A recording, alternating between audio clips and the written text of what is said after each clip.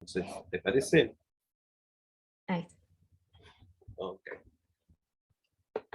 Bueno, primero, bueno, muy buenos días a todos. ¿Se escucha? Sería bueno que si pueden poner las cámaras, no habría problema, si los puedo ir viendo y nos vamos conociendo. Eh, y lo importante es si escuchan todos. Esto me parece lo más importante. Así que si nos escuchamos, vamos a ir arrancando. Hay alguna cara que ahí conozco. Creo que estaba Linceya, que es una compañera de hace mucho tiempo. Así que bueno, vamos a ir empezando para que nos pueda alcanzar el tiempo.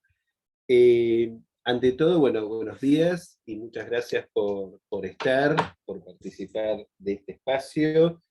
Yo en lo personal, bueno, mi nombre es Néstor Medwidenur, tengo, digamos, bueno, muchos años en el Centro 2, recién estaba hablando con Débora, que es la que me asiste técnicamente con todo esto, y decíamos, bueno, los años que tiene Centro 2 es una institución de casi 30 años, yo estoy no hace 30, pero mucho más de 20, así que bueno, que podríamos decir que Centro 2 es una institución muy amiga, ¿no? Donde me ha acompañado mucho, digamos, en mi recorrido, y en este caso me ha convocado el Centro 2 para un tema que yo vengo trabajando hace mucho tiempo, que es toda la cuestión del diagnóstico en psicoanálisis.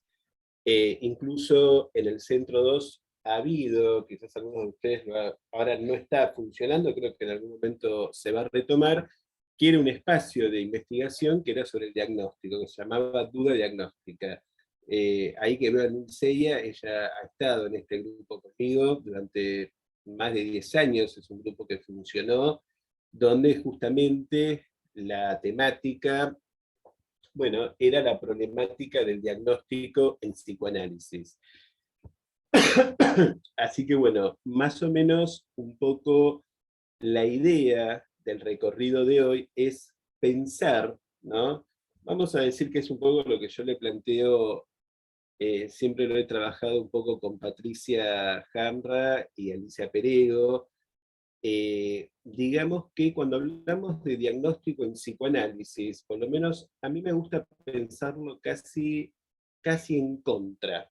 ¿Qué digo en contra? O sea, es como decir, ¿hay diagnóstico en psicoanálisis? Y yo en este punto digo, vamos a ir un poco en contra del diagnóstico, ¿no?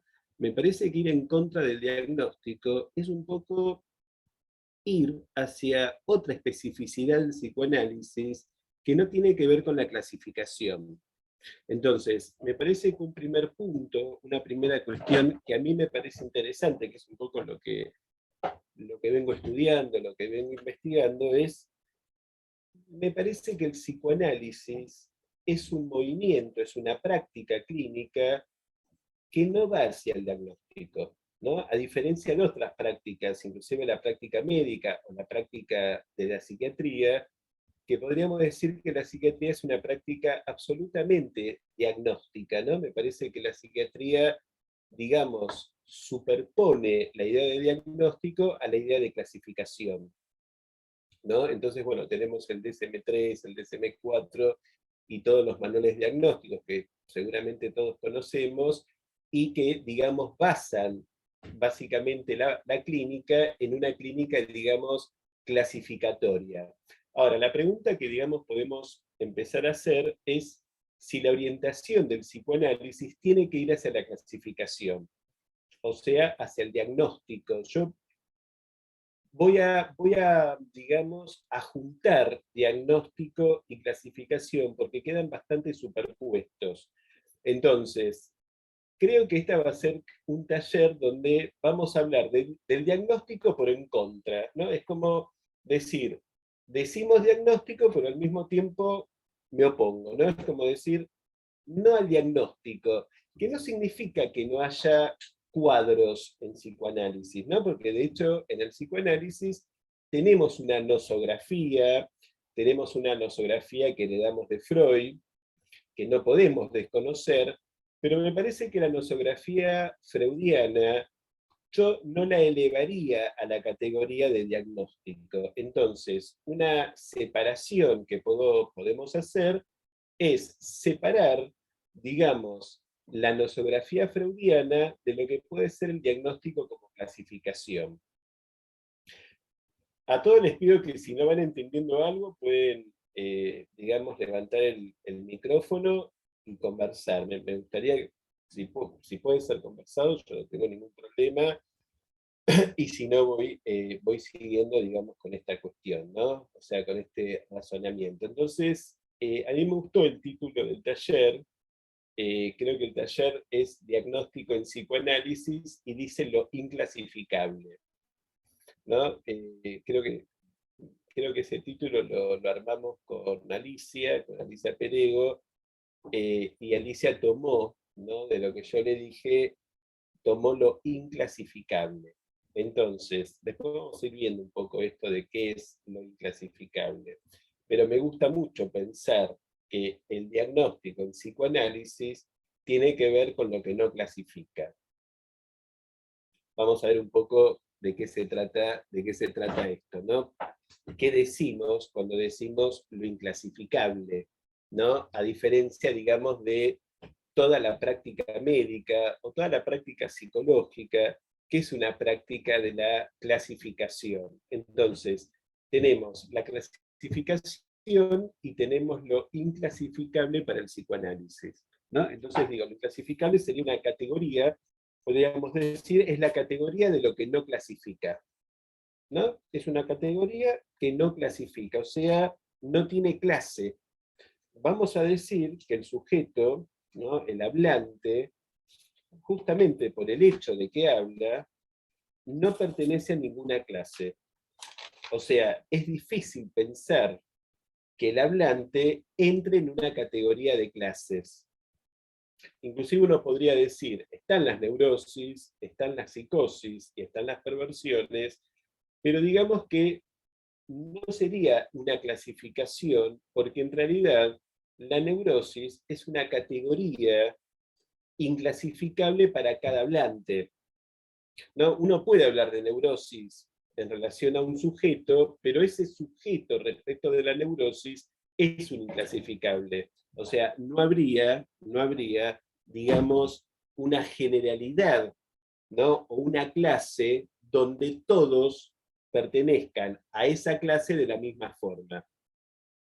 ¿Se entiende esto? O sea, no todos pertenecen a esa clase de la misma forma. Entonces, si no todos pertenecen a la misma clase de esa forma, con lo que nos quedamos es con que cada hablante inclasifica, o sea, cada hablante porta su inclasificable. ¿Sí? O sea, ¿qué sería? Vamos a dar un pasito más y podemos decir que si cada hablante porta su inclasificable, entonces vamos a decir que cada hablante porta un goce singular. Entonces, lo que a nosotros nos puede orientar más que la clasificación es la categoría del goce, que es una palabra que en psicoanálisis se dice mucho, ¿no? La usamos muchísimo. Tendríamos que especificarla mucho más, porque, digamos, es una categoría que, digamos, la usamos como muy, muy de entre casa y todo el tiempo, ¿no? Y todo el tiempo estamos hablando del goce, el goce, el goce, pero en realidad el goce es el modo más singular de cada hablante respecto de su modalidad con la pulsión. Yo podría decir esto respecto del goce. El goce es la modalidad pulsional. La modalidad pulsional, ¿no? De cada hablante, ese sería, digamos, el modo de gozar. Y ese modo de gozar, para cada hablante, sería eso inclasificable. No lo podemos, digamos, extender a una clase. Cuando digo una clase, digo a una categoría general. Por eso digo, tenemos la neurosis, pero no todos, digamos, portan, digamos, una identidad respecto de esa clase. Entonces tenemos un problema con el psicoanálisis, que justamente el problema que tenemos es que es una clínica que no podemos generalizar, tenemos que todo el tiempo ir hacia el singular. A mí me gusta pensar digamos, una cuestión que tiene que ver pasar, digamos, de la subjetividad, ¿no?, a la singularidad. Entonces, la singularidad es un paso más respecto de la singularidad. Entonces decimos que para cada hablante lo que nosotros tenemos que tomar es esa singularidad, y esa singularidad es el modo de gozar. Es el modo que tendrá de gozar de la pulsión. O sea, se goza de la pulsión de un modo absolutamente singular. Y esa sería, digamos, la clínica, digamos, que tenemos que ir armando. O sea, tenemos que armar una clínica, ¿no?, donde podamos ir hacia ese singular. Entonces, todo esto que estoy un poco tratando de pensar, lo pienso en función de que justamente se nos hace muy difícil en el psicoanálisis hablar de clases o hablar de clasificaciones, ¿no? Me parece que inclusive Freud, si nosotros rastreamos la obra de Freud, me parece que Freud fue un gran pensador que además tenía la enorme humildad de equivocarse y de decirlo, ¿no? O sea, creo que cuando habló de Dora, creo que todos los historiales de Freud son historiales donde fracasa el psicoanálisis en parte, él lo puede reconocer, o sea que me parece que Freud mismo, ¿no?, digamos, puede decir que ningún paciente, ya sea Dora o el hombre de los lobos, que es un caso muy complejo, o el hombre de las ratas, puede clasificar en una clase, ¿no? Inclusive des en cuenta que el hombre de las ratas, digamos, ¿cuál es el elemento, digamos, que toma para singularizarlo? Las ratas. O sea, si bien uno puede decir la neurosis obsesiva, etcétera, etcétera, es interesante pensar, por ejemplo, en el caso del hombre de los lobos, el hombre de las ratas, que el significante rata sería el significante de la singularidad. O sea, ese sería el inclasificable, ese sería no lo que clasifica, eso sería el inclasificable del hombre de las ratas.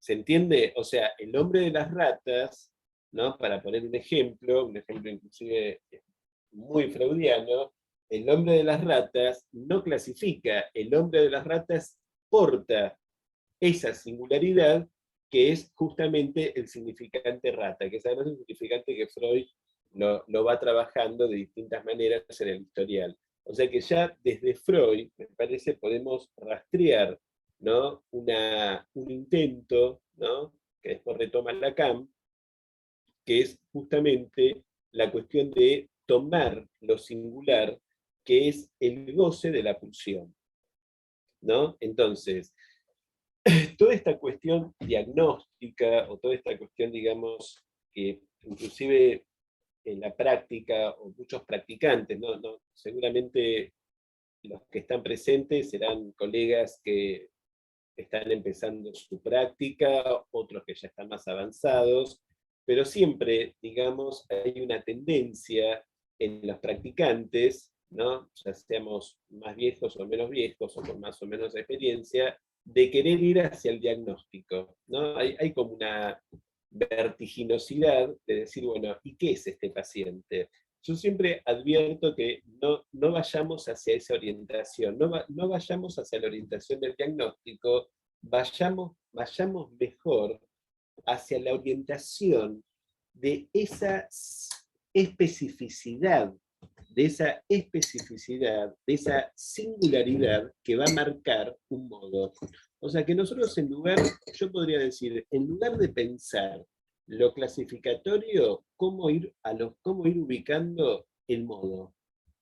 ¿Cómo se va presentando ese caso con el modo de gozar, ¿no?, respecto de lo pulsional? Cuando digo gozar de la pulsión, es el modo de satisfacción pulsional, que es un concepto inclusive freudiano, ¿no? Me parece que la idea de goce en Lacan se corresponde muy bien, digamos, con, digamos, lo que Freud habló de la satisfacción de la pulsión. O sea, la pulsión se satisface de un modo que tiene que ver, digamos, con podríamos decir, la escena primaria, tendrá que ver con, digamos, con las zonas erógenas, tendrá que ver con un montón de las cuestiones de las inscripciones, pero la pulsión se satisface de un modo, y esa satisfacción y ese modo sería lo que nosotros podemos decir más en la orientación lacaniana como el modo de gozar. Entonces, lo que estoy tratando de orientar o de marcar es esta cuestión de poder ir de la clasificación a la especificidad del modo en que cada sujeto responde. ¿Responde qué? Responde a la castración, ¿no? Podemos decir que en lugar de pensar la clasificación, tendríamos, digamos, que pensar, ¿sí? Tendríamos que pensar, bueno, el modo de satisfacción y el modo, digamos, en cómo cada hablante responde a la falta. Entonces, el modo en cómo cada uno responde a la falta nos va a dar justamente la modalidad, ¿no? En relación no al diagnóstico, sino en relación a la posición subjetiva. Entonces, ahí agrego otra cuestión y digo posición subjetiva, ¿no? Cuando hablo de posición subjetiva, hablo de la posición en la que cada hablante responde a la falta. Esto me parece que es un poco la orientación que tenemos que ir tomando, ¿no? En la clínica. Más que preocupados por el diagnóstico, bueno, ocupémonos de escuchar la orientación de cada hablante respecto de la castración. Entonces, lo que nos va ordenando no es lo clasificatorio, sino que es esa posición respecto de la falta, ¿no? No sé si me entienden un poco cómo voy, digamos, girando, ¿no? O cómo voy dando una vuelta respecto de la clasificación a, digamos, por ejemplo, tomando el referente o la referencia de la castración, que es un, digamos, que es un concepto en psicoanálisis que nadie desconoce, ¿no? O sea, la castración es eso que falta, podemos decir la castración tiene que ver con ese objeto perdido, ¿sí? Hay un objeto que se ha perdido, no se recupera el objeto, ¿no? Y respecto de ese objeto que se perdió, lo que nos queda, ¿no? Es, bueno, lo recuperamos de distintos modos, ¿no? Que en realidad no lo recuperamos, hacemos con esa falta distintas cosas. Entonces, las diferentes cosas que hagamos con respecto a la falta es lo que nos va a dar un poco esta idea, no de diagnóstico, sino de posiciones subjetivas. A mí me gusta pensar más la posición subjetiva que el diagnóstico.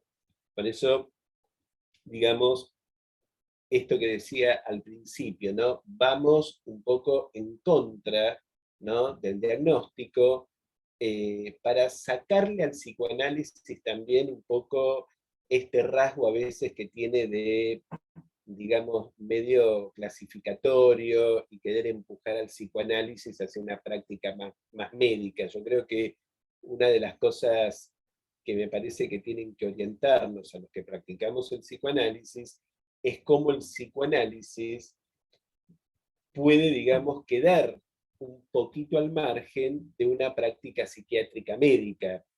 No es fácil porque, bueno, sabemos que la medicina, la psiquiatría, la farmacología es un, digamos, es un palo fuerte, es algo que tiene mucho peso.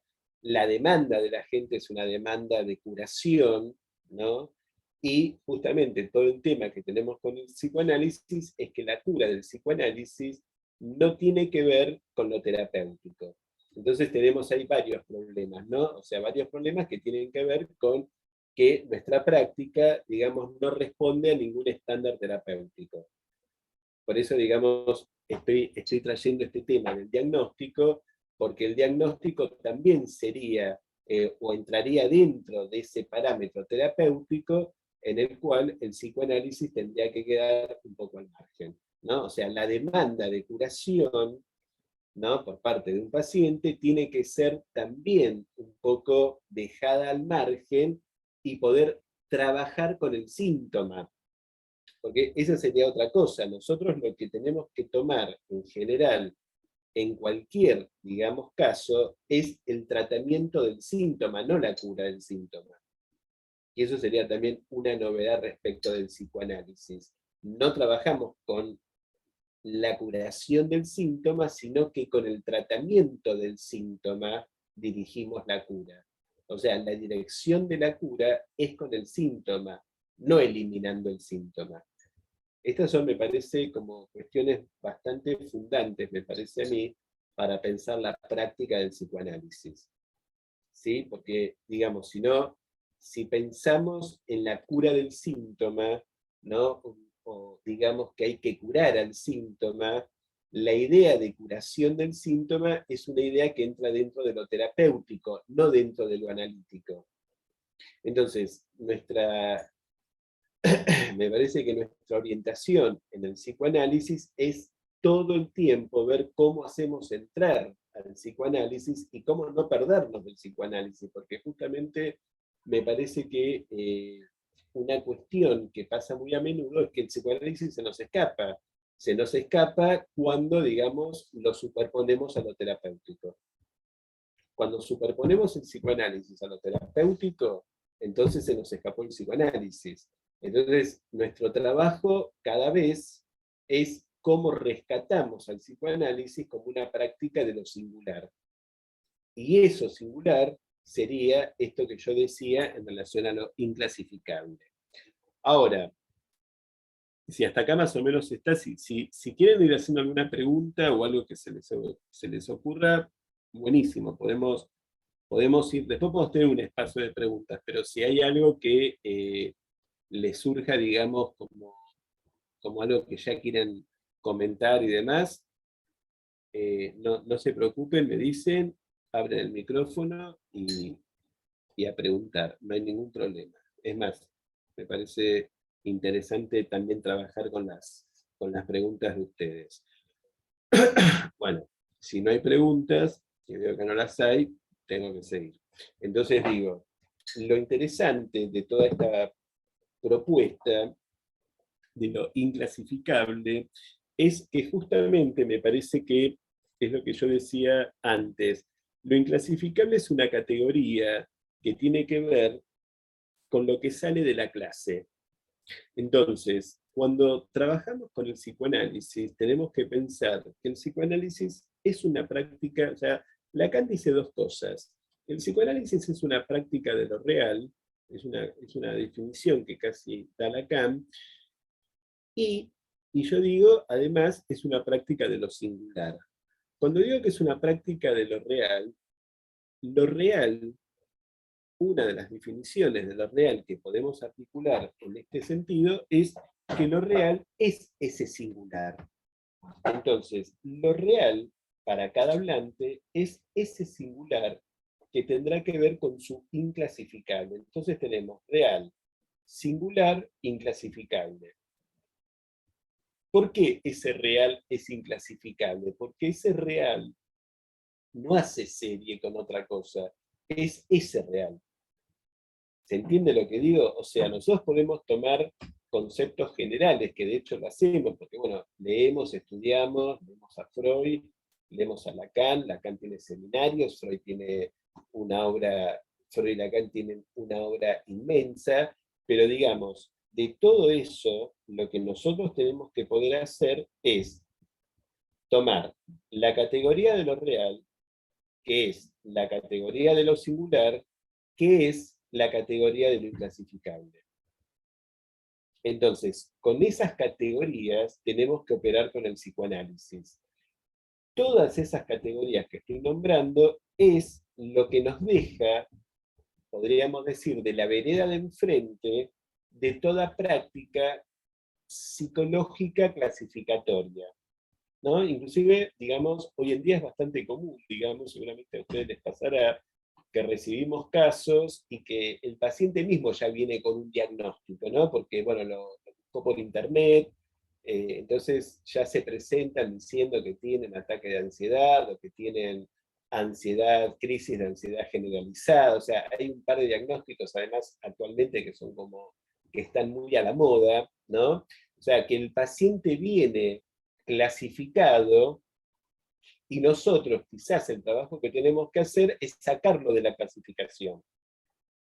¿Se entiende? Esto también es un trabajo, yo veo que hoy en día es un trabajo bastante fuerte el que tenemos que hacer porque el paciente, digamos, o el consultante, vamos a decir consultante, no paciente, porque el paciente es una construcción que hacemos en el dispositivo, pero lo cierto es que el consultante, ¿no?, tiene, digamos, ya viene, digamos, con una clasificación, porque la clasificación lo que hace es hacerlo desconocer de su subjetividad. Me parece que la clasificación tapa, ¿no?, la clasificación vela ese real, ese elemento inclasificable que es el que va a hacer entrar el psicoanálisis. O sea, se entra con la clasificación y nosotros salimos a cruzar la clasificación con ese elemento singular que, bueno, el paciente en transferencia va a tener que ir deslizando o va a tener que ir recorriendo. O sea, que el recorrido de un análisis, podríamos decir, es ese recorrido que tendrá que ver con localizar ese elemento inclasificable. Esto me parece importantísimo que lo podamos tomar y que lo podamos, digamos, decir, ¿no? Porque me parece que es un punto que es muy, digamos, a ver, ¿cómo podríamos decir? Está muy, muy, muy, digamos, a la moda, ¿no? Está muy a la moda esta cuestión de los pacientes, digamos, que vienen con las clasificaciones, ¿no? El Internet en esto tiene un problema enorme porque justamente lo que hace es pasar por lo general lo que tiene que ver con lo singular. O sea, nosotros tenemos que hacer también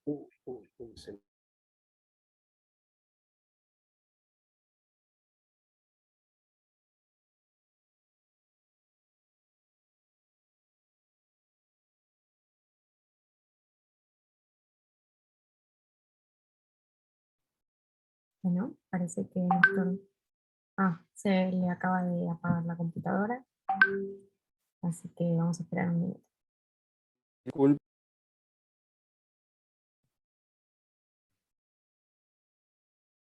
Entonces, seguimos, ¿sí? Bien, Muy bien. Bueno, disculpen, pero no sé qué pasó con la computadora, se apagó y para reiniciarla es todo un tema. Pero, ¿escuchan ahí? Sí, ¿sí? ¿Se escuchan? Perfecto. Sí, te escuchamos. Bueno, bárbaro. Entonces, seguimos un poquito a ver con el recorrido de lo que estamos intentando proponer hoy, ¿no? Que es una clínica, vamos a decir, una clínica que va en contra, es una clínica de la clasificación que no hay. Vamos a decir, una clínica del diagnóstico que ¿no? Yo diría un poco, no es lo mismo decir no al diagnóstico que el diagnóstico que no. ¿Por qué digo el diagnóstico que no? Porque lo diagnóstico me parece que condiciona la dirección de la cura. Cuando Lacan hablaba de la dirección de la cura, que también ahí hay una confusión, es un texto, ustedes saben que está dentro de los escritos, es un texto muy complicado. La dirección de la cura, digamos, es un texto que en realidad lo que propone Lacan es la dirección de la cura, no la dirección del diagnóstico. Se lo ha confundido bastante, digamos, a ese texto, no lo vamos a trabajar acá porque es un texto enorme y complicadísimo, pero me parece que es interesante decir que justamente Lacan se refiere a dirigir la cura, que significa la dirección de esto que estamos diciendo, es dirigir significa en este caso cómo ir orientando y cómo ir, digamos, trabajando esa singularidad. Yo tomo mucho este tema de la singularidad, que es lo que estoy tratando de articular entre singularidad e inclasificable. Hay un seminario, o sea, yo les paso un poco algunas bibliografías que para que ustedes puedan saber un poco las referencias. Hay un seminario de Miller que se llama Los Inclasificables. La gente que trabajó conmigo lo hemos trabajado bastante. Es un seminario de Miller, si lo conocen, es un seminario bastante gordo de Miller, donde, bueno, ahí toma esto de los inclasificables como, digamos, justamente un poco en relación a lo que estoy diciendo. Y otro texto que es muy interesante, que voy a tratar también de tomar algunas cosas, es La psicosis ordinaria, ¿no? Que son dos seminarios de Miller que, a ver, lo interesante que es que me parece que proponen los dos una clínica mucho más plural y mucho más inclusiva, que no tiene que ver justamente con hacer esta división de aguas entre neurosis y psicosis. Yo creo que lo que pasó con el psicoanálisis durante muchos años, inclusive con el psicoanálisis post-freudiano, es que hemos tomado como una división tipo religiosa, que es o psicosis o neurosis. Entonces nos quedamos como en una división de aguas muy tajante, sin tener en cuenta que en realidad la clínica tiene una complejidad mucho mayor que esas dos estructuras, que es lo que nosotros trabajamos justamente en ese equipo de duda diagnóstica. O sea, ¿por qué la duda diagnóstica? Porque hay casos donde no los podemos justamente encasillar ni en uno ni en el otro.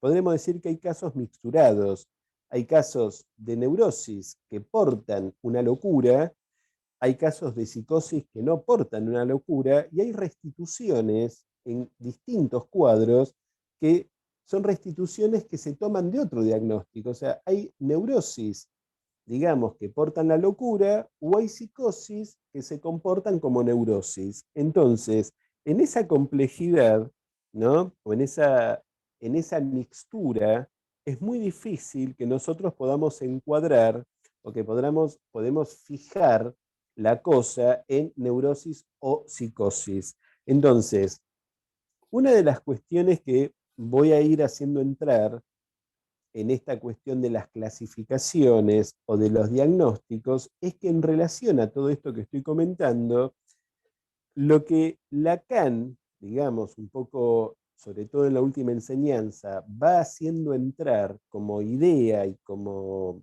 posición en la clínica es el concepto de locura. Entonces, nosotros tendríamos dos cuestiones novedosas. Es la locura, la debilidad mental y la psicosis ordinaria.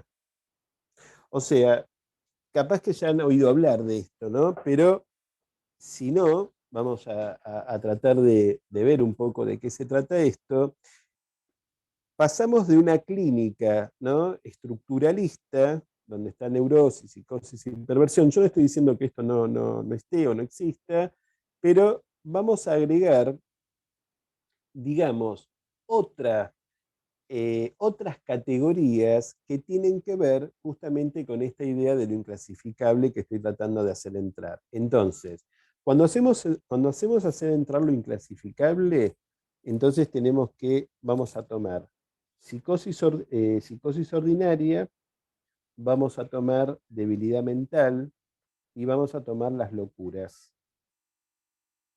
¿Sí? Me parece que ahí tenemos muchísimas cuestiones, sobre todo una cuestión que me interesa, digamos, localizar en toda clínica del psicoanálisis, es el concepto de locura, que no es psicosis. Las locuras no son la psicosis. Las locuras son los puntos de desanudamiento de los tres registros. Estos puntos de desanudamiento de los tres registros corre para cualquier hablante.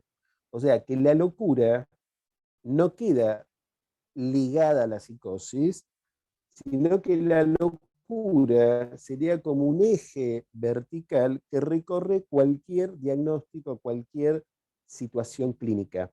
¿Se entiende un poco esto? Capaz que estaría bueno que me dijeran que sí, pero digamos, o algún sí para que yo pueda, o que me digan que no se entiende nada, ¿no? También es válido, ¿no? Que se entienda o que no se entienda nada. En realidad casi siempre no se entiende nada, porque la verdad que el psicoanálisis no se entiende. Tenemos que ir avanzando como podemos, ¿no?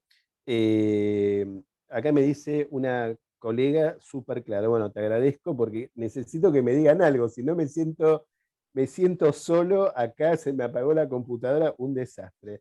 Entonces, acá otra me dice muy claro, bueno, les agradezco, porque Perfecto. no es como, Que se entiende perfectamente. bueno, muy bien, te agradezco. Te agradezco porque esto me da un poco de aliciente para seguir, si no me voy, ¿viste? Se me apaga la máquina, todo, me agarra una desesperación. eh, me agarra mi inclasificable, que es la ansiedad, mi inclasificable, ¿no? Eh, entonces digo, entonces digo, una cuestión para tomar otro eje de la cosa es esto que decía yo que de las locuras.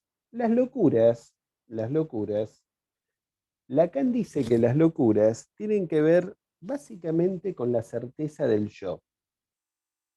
Ustedes saben que en la teoría de Lacan, el yo tiene un punto importante. Lacan trabaja mucho la temática del yo en el seminario 2 y dice que el yo, digamos, cuando el yo cree en el yo, ¿no? Creer en el yo, dice, es una locura. ¿Qué significa? Que la locura tiene que ver con la potencia del imaginario. Y esta potencia del imaginario corre para todos. Corre para un paranoico, ¿sí? Corre para un perverso y corre para un neurótico cada vez que el neurótico cree que están hablando de él, que se ríen de él. No importa, hay un montón de fenómenos, inclusive en la neurosis, donde el yo toma toda la potencia. Entonces, toda la potencia del yo es la locura. Y la locura habla de estos desanudamientos, estos pequeños desanudamientos, que no llegan a ser el desanudamiento clásico de la psicosis extraordinaria, ¿no? Pueden ser una psicosis con un desencadenamiento mucho más leve, mucho menor que la ruptura del nudo Borromeo, y que traen como consecuencia estos fenómenos ligados a la locura. La locura se presenta cada vez que el sujeto, digamos, tiene una creencia, vamos a decir, exagerada en su yo. Y en este sentido, la locura, si dijera una frase un poquito más complicada, la locura es la creencia de que hay relación sexual. Ustedes saben que hay una frase muy polémica en Lacan, ahí hay una colega que pone una cara como de asombro, me causa gracia. Creo que es Mónica Méndez. ¿No? Me pone una cara como diciendo, ¿qué estoy diciendo? No sé si es, yo la interpreto la cara, pero ustedes saben que Lacan tiró un par de frases complicadísimas que a mí personalmente a mí me costó años entender qué significa no hay relación sexual. Porque digo, ¿cómo puede ser que no haya relaciones sexuales si todo el mundo se la pasa teniendo relaciones sexuales, ¿no? Entonces, digo, todo el mundo busca la relación sexual, Lacan dice no hay relación sexual. ¿Qué está diciendo ahí Lacan? Está diciendo no hay complementariedad entre los sexos. No hay en realidad, más que de los sexos, no hay correspondencia de los significantes. La no relación sexual es que no hay coincidencia entre un significante y otro. Entonces, ¿qué pasa acá? La no relación sexual, ¿no? Digamos, o el tema el tema, digamos, de la locura, en las locuras, en general, el paciente cree que sí hay relación sexual, o sea, que hay correspondencia, que puede haber una correspondencia entre un término y el otro, ¿no? Que puede haber coincidencia entre una cosa y la otra, y esa creencia en la coincidencia o esa creencia en la correspondencia, lo que trae en la clínica es el efecto de la locura. Entonces, a mí me gusta mucho trabajar, ¿no? En relación a esto que hablamos del diagnóstico y que hablamos, digamos, de esta otra psicopatología que estoy intentando pensar con ustedes, bueno, pensar, digamos, la locura como esos puntos de desanudamiento que hacen, digamos, que hacen creer al yo, que hacen creer al yo en la relación sexual que no hay, ¿sí? Y que pueden tomar formas desmedidas, casi al modo de una psicosis también, casi al modo de una psicosis. Inclusive diría, pensando, ¿no? Piensen ustedes en la cantidad de casos de ataque de pánico, ¿no? Los ataques de pánico pueden tener casi una resonancia con esto que estoy diciendo de la locura, ¿no? Son pacientes desanudados, pacientes donde el cuerpo queda absolutamente tomado por la afectación somática.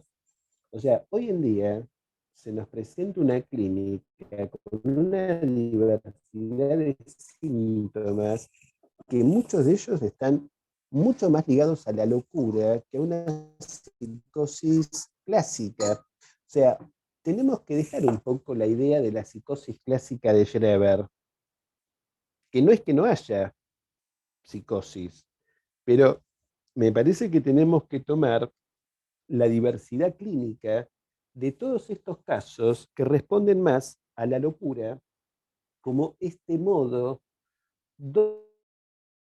donde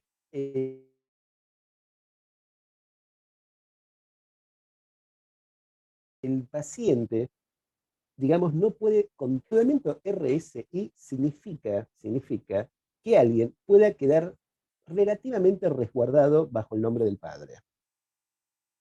Cuando yo digo el resguardo de real, simbólico, imaginario, estoy diciendo la posibilidad de que alguien quede bajo el resguardo del nombre del padre. Entonces, la locura no es la forclusión del nombre del padre, pero la locura es una falla en ese nombre que deja al hablante sin el resguardo de ese nombre, ¿no? Entonces, bueno, eso tiene efectos en la clínica. Eso tiene efectos en la clínica, ¿no? Inclusive,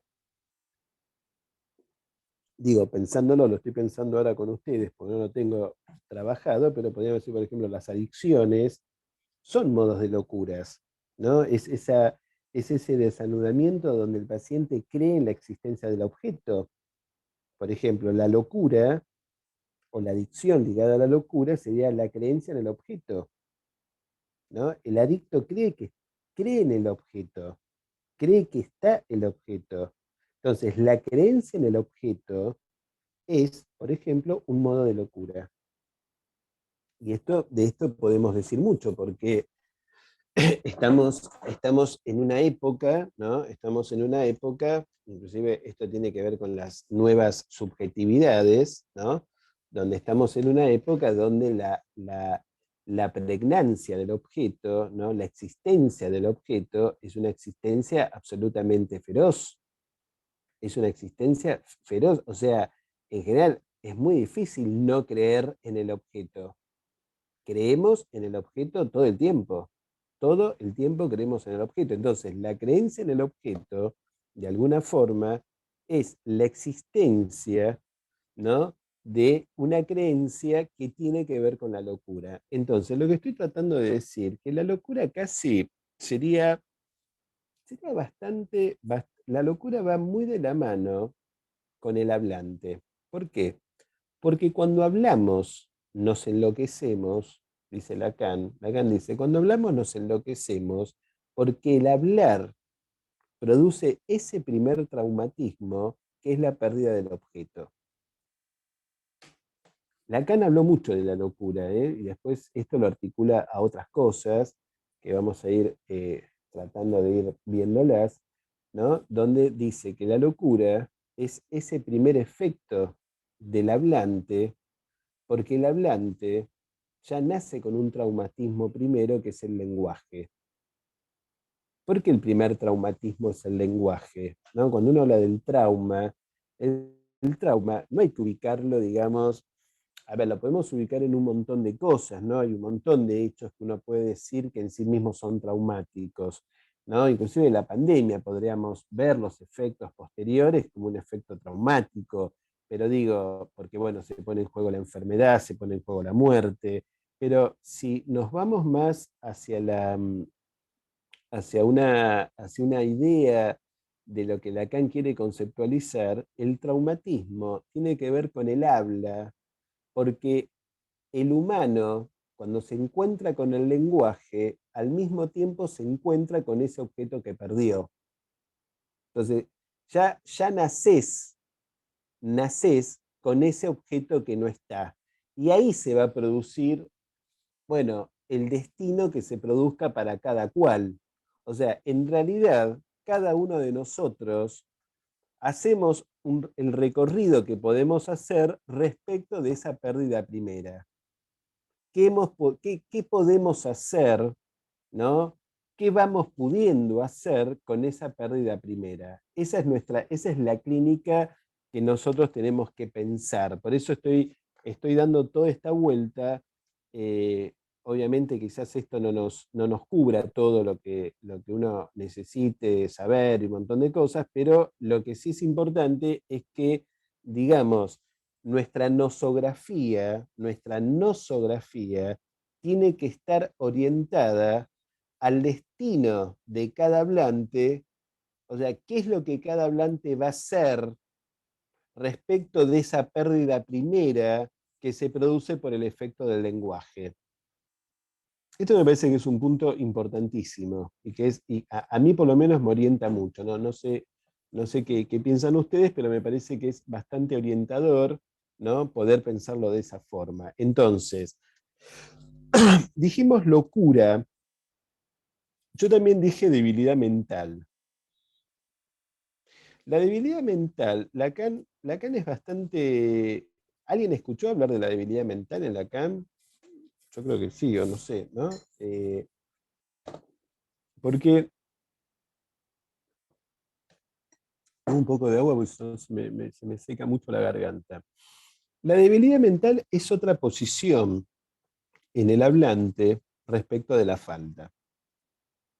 Porque la debilidad mental, lo que dice Lacan, básicamente, es esa posición de esos sujetos que están, digamos, boyando entre dos discursos. O sea, es el que no quiere saber de la falta.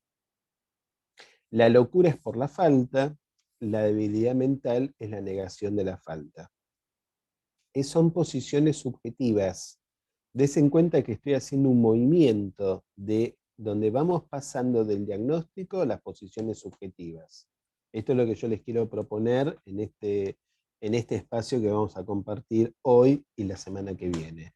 O sea, estamos dando un giro axiomático, ¿no? Donde estamos hablando de posiciones subjetivas. Ya no estamos diciendo neurosis, psicosis, perversión, y qué es este paciente, y qué, no sé qué es. Cuando alguien viene a una supervisión y me pregunta qué es este paciente, no sé.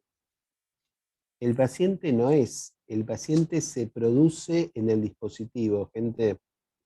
El paciente no es, el paciente se produce en el dispositivo. Esto para mí también es una novedad que tenemos que tener en cuenta.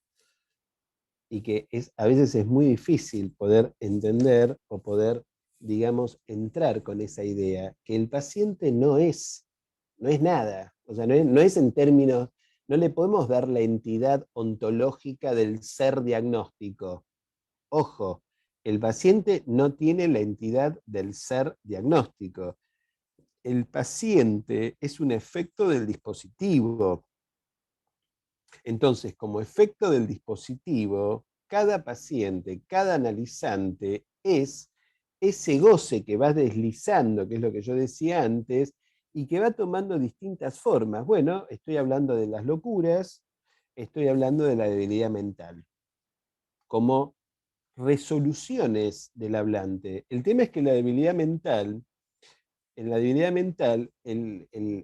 hablante se queda un poco corto, porque la debilidad mental es, al no querer saber de la falta, son esas personas que no, vamos a decir que el débil mental es aquel que por no querer saber de la falta, entonces no arriesga nada. Y cuando no se arriesga nada, entonces la vida queda detenida. Podría ser un poco la definición de la depresión, ¿no? Digo, esa depresión donde el paciente queda detenido y no arriesga. No arriesga porque rechaza la falta.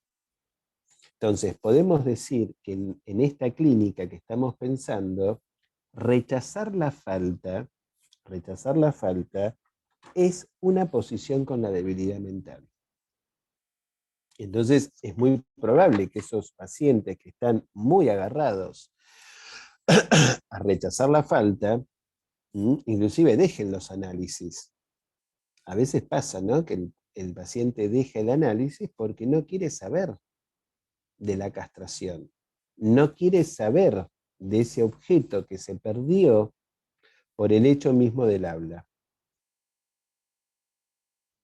Me van siguiendo un poco el razonamiento, porque es como una construcción que estoy haciendo. Yo la clase la estoy, no es que la estoy improvisando, pero la estoy armando con un razonamiento para que nos quede un poco alguna idea, ¿no?, distinta. O sea, yo des en cuenta que yo no, digamos, yo no vengo, digamos, con una propuesta de hablar de neurosis, psicosis y perversión.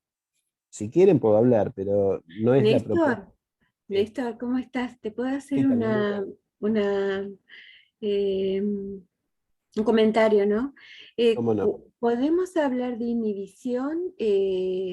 Ubicar lo que estás diciendo, tal vez en el cuadro de de Lacan en el seminario de la angustia, en esto de que vos hablas de la depresión, de que rechaza la Claro, falta, lo que podríamos pasa, ahí ponerlo en esa parte del cuadro, o sea, inhibición. la inhibición en realidad es la afectación, o sea, la inhibición tenemos que plantearlo en el tríptico inhibición, síntoma y angustia, ¿no? Entonces, lo que hace Lacan es ligar el síntoma con lo simbólico, eh, la angustia con lo real y la inhibición con lo imaginario. Ahora, lo que me parece interesante es la inhibición como efecto imaginario. La inhibición como efecto imaginario queda bastante del lado de esta debilidad mental. El débil mental, al no querer saber de la falta, queda detenido. Entonces son esos pacientes que no hacen nada, ¿no? Porque no hacen, porque no pueden, porque no quieren, porque les da miedo, ¿no? Entonces la inhibición es un efecto imaginario que produce, o sea, mejor dicho, la inhibición toca el imaginario produciendo como efecto una detención. Es el paciente que está detenido. Entonces, a ver, así lo defino, así soy un poco más docente, porque yo soy poco docente. Decente sí, pero soy poco docente porque los que me conocen no doy clases muy formales, pues no me gusta, pero digo cosas. Entonces, lo que digo es lo siguiente: la inhibición toca el imaginario y produce como consecuencia una detención de la acción. Esa detención de la acción también está ligada a ese no querer saber. O sea, cuando no querés saber, lo que hace el sujeto como defensa es no hacer, ¿no? La inhibición es una defensa, ¿no? Es una defensa bastante primera. El tema es que, digamos, Freud lo articula, ¿no? Inhibición, síntoma, angustia, como tres pasos respecto, digamos, de una clínica que Freud está planteando, y Lacan lo toma en este cuadro que vos traes, Mónica, en relación al seminario de la angustia. Entonces, volviendo un poquito a la cuestión, vamos a decir, ¿locura o debilidad mental? Me inclino a pensar que en nuestra clínica tenemos que ir al tratamiento de las locuras. Voy a decir una frase ahora, ¿eh? Tenemos que ir hacia el tratamiento de las locuras, porque el tratamiento de las locuras es lo que nos va a conducir al síntoma. Síntoma con H. Yo sé que esto no se entiende un pito, capaz, pero no importa, lo dejo medio, voy a dejar planteado algunas cosas para que nos matemos el próximo miércoles. Espero que estén el próximo miércoles, porque capaz que no viene nadie, entonces va a ser un fracaso. Pero yo cuento con ustedes el próximo miércoles, entonces digo, nos importan las locuras porque las locuras es el anzuelo en el cual cada analizante va a construir una resolución. Las locuras es el anzuelo en el cual cada analizante va a construir una solución con su falta. El síntoma es una solución con la falta. Ahí tenemos una definición. La definición que la estoy inventando con ustedes, ¿eh? No es que la saqué de un libro, la saco de la lectura, pero digamos, el síntoma es, digamos, una resolución respecto de la falta y no es sin pasar por las locuras. Inclusive también por la débil, pero al débil mental hay que enloquecerlo. Si lo digo un poco caseramente, al débil mental en la clínica tenemos que hacerlo pasar por la locura, una locura bajo transferencia que permita justamente la constitución del síntoma como resolución. Si no hay esa resolución en el síntoma, no pasa nada. Como decía mi abuela, no pasa naranja. Entonces, para que pase naranja tiene que haber una resolución. O sea, no estoy proponiendo una clínica de la locura como lo descolocado y nada más, sino la locura como casi ese tratamiento del síntoma. Entonces, tenemos locura, debilidad mental, y otra cuestión que quizás seguramente por el tiempo y demás vamos a plantear en esta nueva propuesta respecto de los diagnósticos y toda la cuestión esta, vamos a decir psicosis ordinarias. Psicosis ordinarias. Bueno, ¿qué es? ¿Qué es la psicosis ordinaria? Bueno, una gran pregunta, porque la psicosis ordinaria son psicosis, pero psicosis veladas, psicosis apagadas, psicosis muy poco sintomatizadas, muy poco sintomatizadas. Entonces, o podríamos decir, son psicosis que no tiene el paradigma de lo extraordinario. O sea, si nosotros tenemos como modelo, todos seguramente lo tendrán porque todos venimos de la universidad, supongo que son todos colegas, si no, también bienvenidos los que no lo sean, pero sabemos que nos hemos formado, sobre todo en mi época, con la psicosis era Schreber, ¿no? O sea, la psicosis era el estudio de Schreber, ¿no? Entonces, ¿qué significa? La psicosis era el estudio de Schreber, significa la psicosis con la potencia del desencadenamiento, la psicosis con la potencia de todos los signos que podemos hablar de delirio, alucinación, fenómenos elementales, etcétera, etcétera, etcétera. Esto es una psicosis, ¿sí? Las psicosis extraordinarias son psicosis, pero tampoco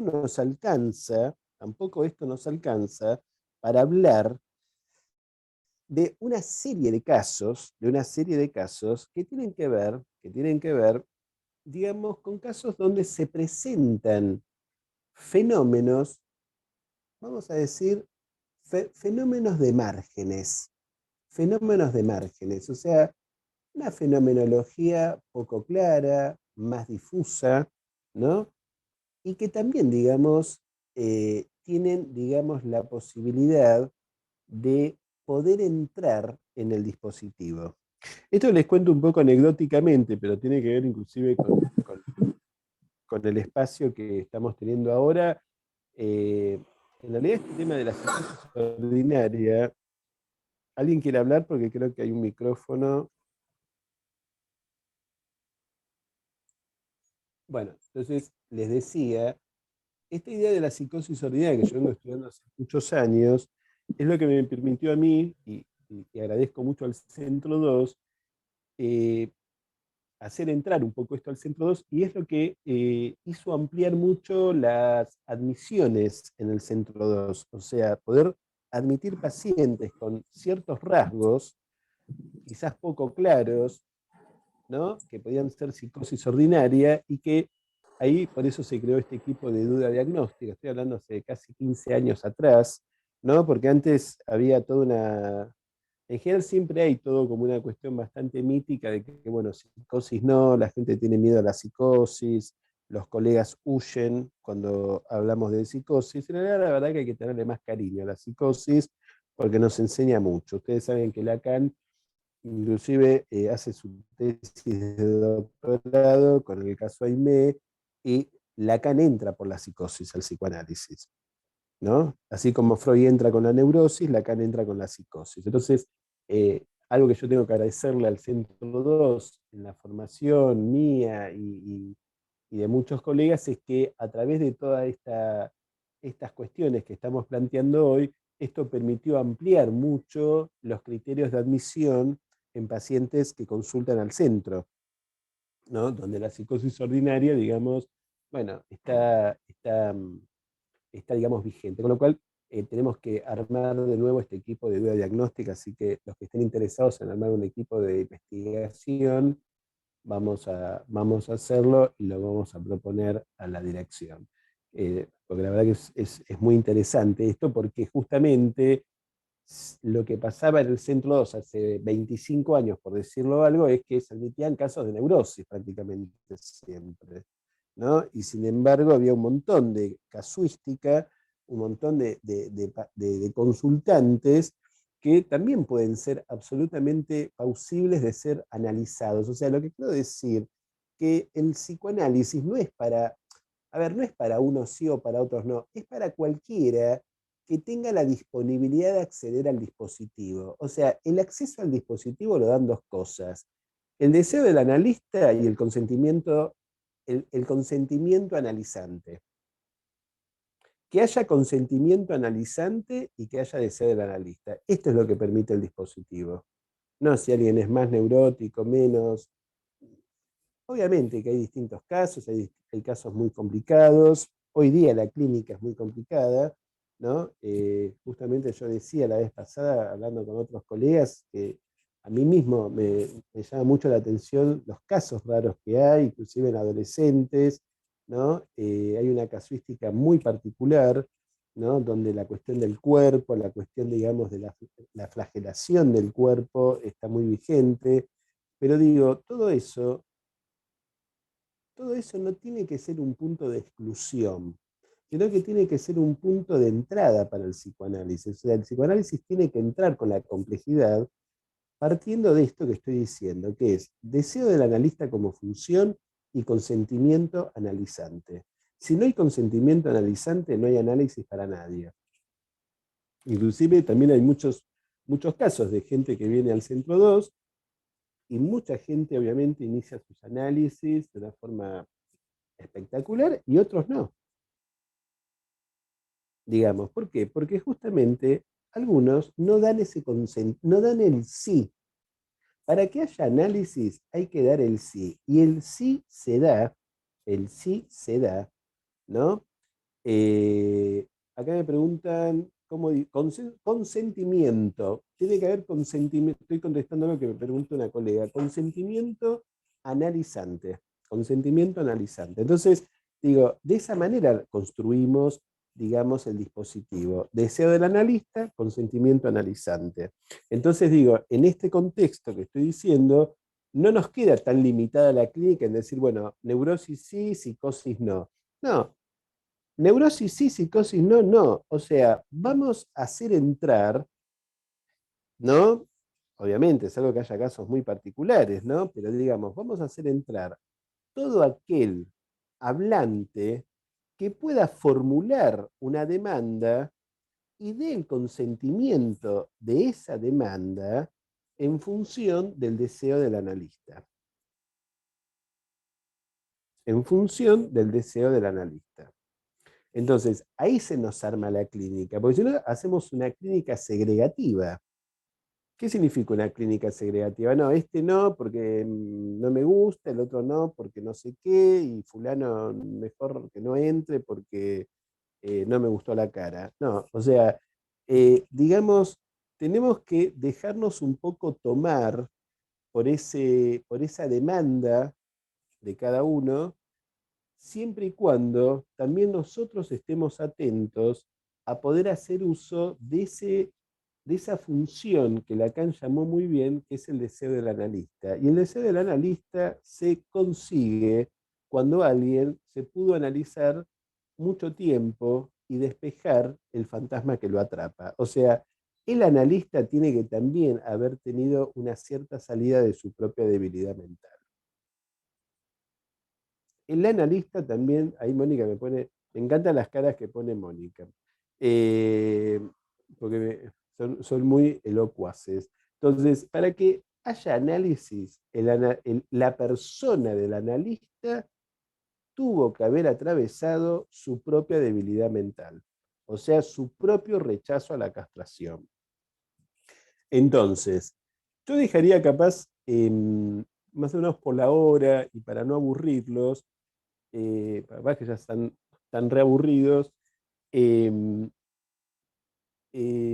podemos hacer un espacio de conversación, unos minutos, que digan lo que quieran, porque la verdad que tiene que ser un espacio íntimo, donde podamos conversar un poquito, ¿no? Me parece que la conversación puede ayudarnos, o preguntar, o conversar, decir qué les pareció. También pueden decir que no les gustó y está todo bien. Yo ya he vencido algunas cosas del narcisismo, así que puedo aceptar críticas sin entrar en depresión.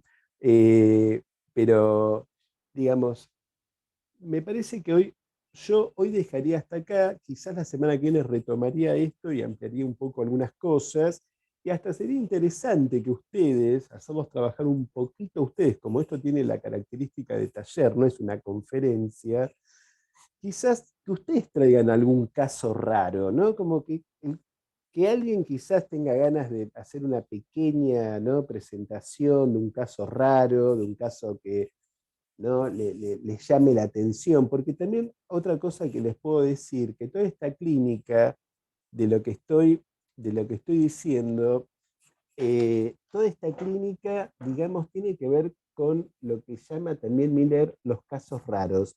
¿Qué es lo raro? Lo raro es lo que no entra en la serie, que es con lo que empecé hoy, con lo que no clasifica. O sea, la clínica de lo raro es la clínica de lo inclasificable. Esto también es importante, ¿no? Lo raro. Entonces, a veces tenemos que ocuparnos de escuchar al paciente en esa cosa rara, y porque eso raro es lo más interesante de sí. Eso raro es lo más interesante de sí. Es como cuando el paciente dice, no sé por qué me pasa esto, pero hago esto, y esto puede ser un disparate, pero ese disparate es ese rasgo que lo deja inclasificado porque es lo más singular, ¿no? Entonces, vamos a decir que estamos entrando en esta clínica de lo raro, en esta clínica de lo inclasificable, en esta clínica donde ponemos al diagnóstico en suspenso para que entonces podamos desplegar cada análisis. Entonces yo creo que voy a dejar acá. Voy a dejar acá de hablar, porque me canso también. Yo creo que ya me canso, ese sería mi límite, pero me encantaría, bueno, abramos los micrófonos, alcemos las voces, y bueno, el que quiera comentar algo, muy, muy, muy bienvenido, ¿no? Muy bienvenido.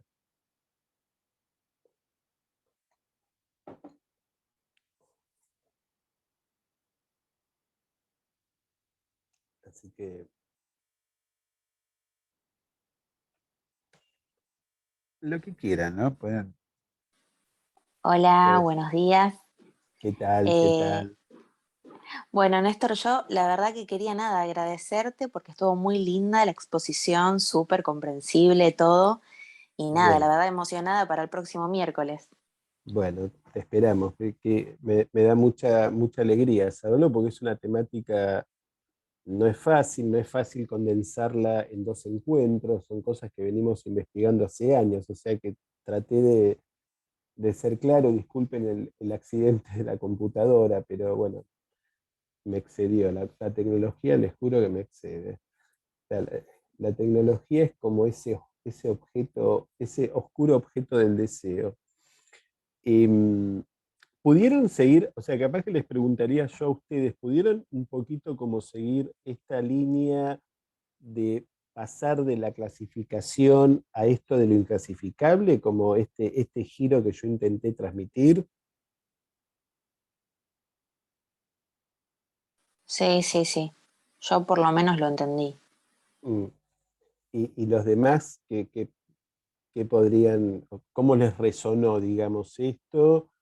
O si es algo que ya habían escuchado, bueno, lo que sea, ¿no?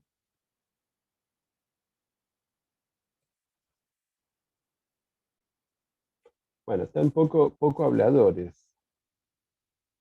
Mensajes para todos. Bueno, acá me dice muy claro el giro. Bueno, qué bueno, porque el giro es... A mí me parece que además el psicoanálisis tiene que ver con el giro.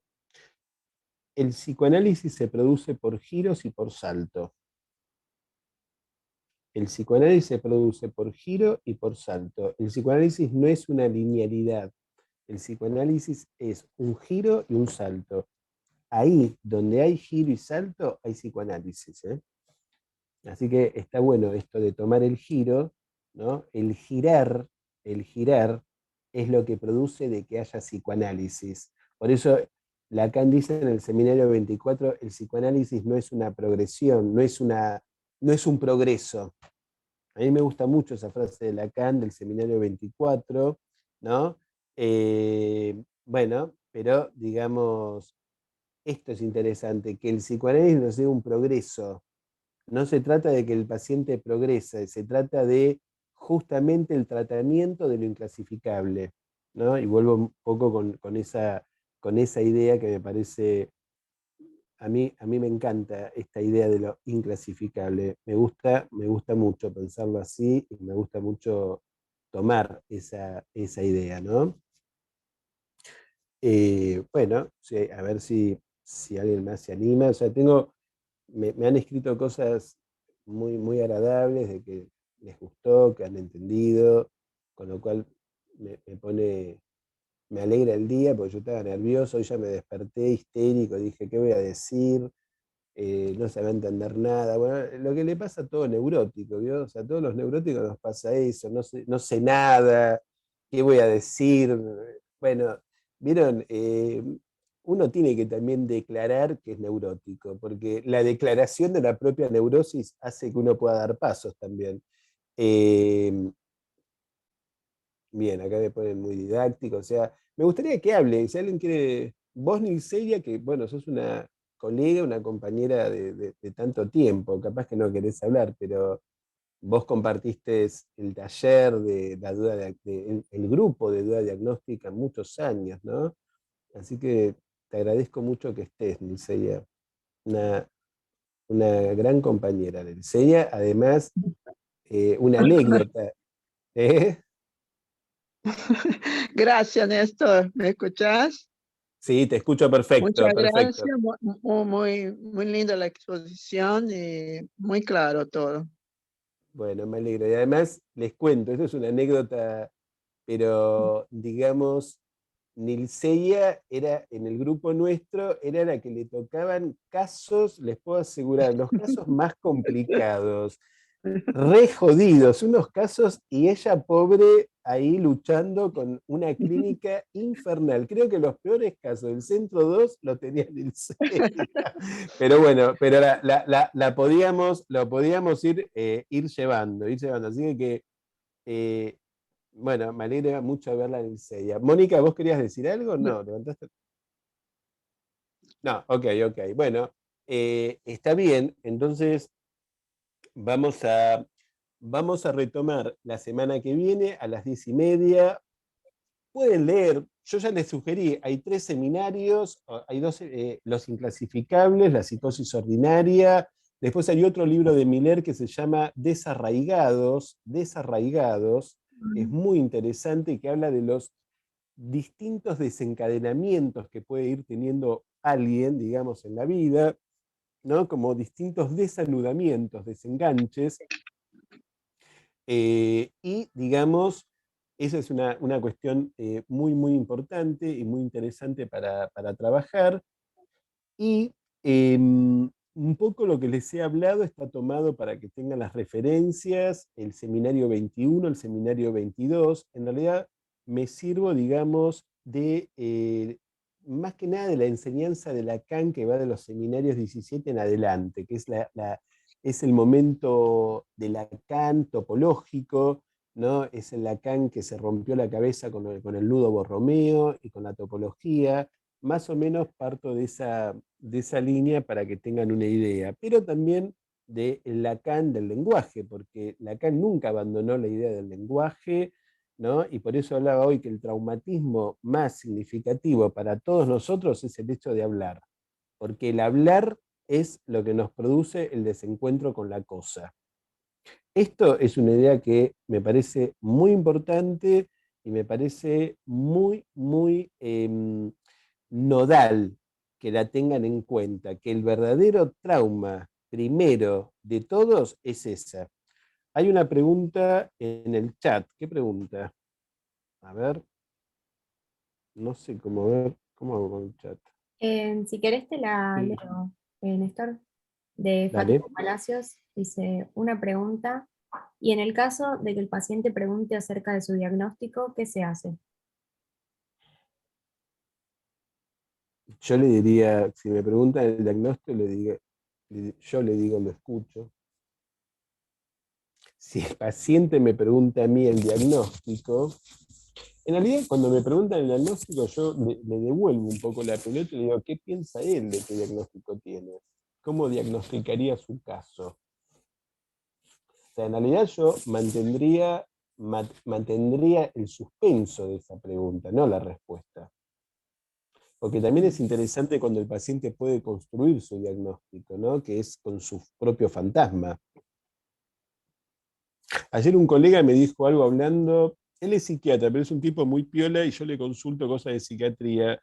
Me dice, hay que ser a veces escueto. No, me dijo escueto o me dijo como, sí, escueto. Ser escueto es como muy preciso y muy poquito, muy, muy ahí. Austero Muy, puede ser. sí, pero austero, no me acuerdo la palabra, vos sabés que ahora se me olvidó la palabra, pero me encantó lo que me dijo este hombre. O sea, en la pregunta, si el paciente me dice, ¿qué diagnóstico tengo? Bueno, yo me hago un poco, entre ustedes me hago un poco el boludo, ¿no? Y digo, bueno, vamos viendo, aquí estamos. O sea, no le digo nada. O sea, le contesto y no le digo nada. Le contesto sin decirle nada. ¿No? Uno podría decir, hay que seguir participando. ¿Qué diagnóstico tengo? Sigamos trabajando. No, pero ¿qué tengo yo? Y tiene bastante, le digo yo. Tiene bastante como para que sigamos trabajando. Entonces, lo que yo lo que le respondo es, digamos, que siga el trabajo del dispositivo, porque el peligro de esas preguntas y de lo que respondamos es que puede cortarse el dispositivo, el paciente se va. Entonces, la pregunta, la pregunta tiene que quedar como pregunta, tiene que interrogar al sujeto. La pregunta tiene que interrogar al sujeto, porque el sujeto es ese efecto de dispositivo. Yo voy a hablar de eso la semana que viene, voy a hablar de estas cosas también. Voy a hablar de clínica también, además de todo este tema que vamos a seguir. Yo voy a seguir con este tema, pero vamos a hablar de algunas cuestiones clínicas. ¿Qué hago si el paciente me pregunta el diagnóstico? Sigamos trabajando. O sea, lo invito al trabajo, no a decirle el diagnóstico, porque además no sé qué diagnóstico tiene. El tema es ese, que no sé nada, no sé qué diagnóstico tiene, porque no estamos trabajando, tampoco le vamos a decir al paciente que no trabajamos con el diagnóstico, ni ustedes le digan, no, Néstor me dijo que no hay diagnóstico, ustedes no le digan nada, lo que digamos, no, porque yo hice un taller y me dijeron que no hay diagnóstico. Sí, diagnósticos puede haber. Lo que nosotros estamos trabajando es una clínica donde poder rescatar lo singular. Eso es la clínica que estamos haciendo. Y esa es la clínica que me parece interesante para nosotros, los analistas, ¿no? La clínica donde poner en juego, ¿no? la posición de cada analizante. Es una clínica donde ponemos en juego la posición de cada analizante. Así que me parece que, bueno, quieren, dejemos acá, si les parece, si no hay alguna otra cosa. Y bueno, y entonces Una lo última hacemos. cosa, gente, feliz día del psicólogo. Ah, Es sí. cierto, bueno, muchísimo, vos sabés que sí, me han saludado, Feliz día. bueno, qué Feliz bueno, día. justo tocó el día del psicólogo, así que bueno, doblemente agradecido, quiero agradecerle a todos el haber estado, un gusto, porque aparte creo que se han interesado, con lo cual esto me da mucho ánimo. Agradecerle, por supuesto, al Centro 2, una institución que yo quiero muchísimo, de muchos años.